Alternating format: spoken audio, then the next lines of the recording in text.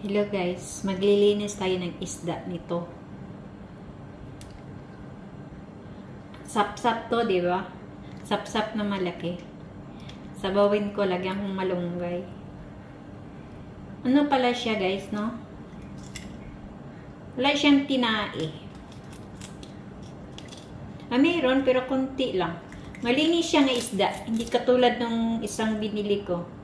Oh, yun lang. Kunti lang ang lagayan niya ng ano. Hasang lang pala ang kukunin nito. Yung isang piraso, anuhin ko. Yun. Isabawan ko, lagyan kong malunggay. At mga ano. Malinis yung tinain niya guys. Malinis. Malinis talaga ang kinain niya. Oh, yun lang. Yun. Diba? Oh, maganda to na isda pala. So, yun na.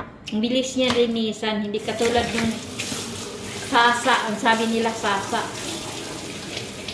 So, ito. Yan na. Lagyan ko siyang kamunggay.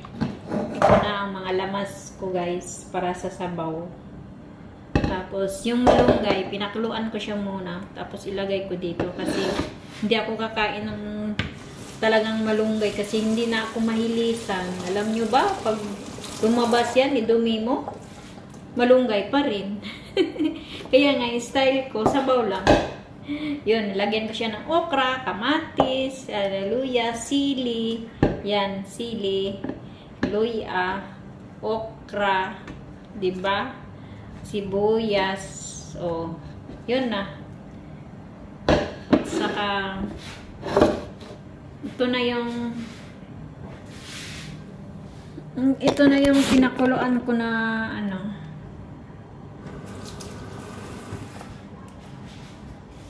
Pinakulo kong malunggay.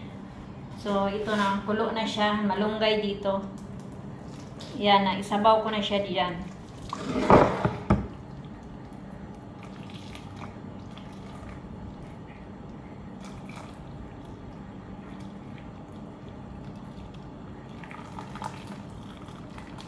Tsaka patis lang ilagay ko.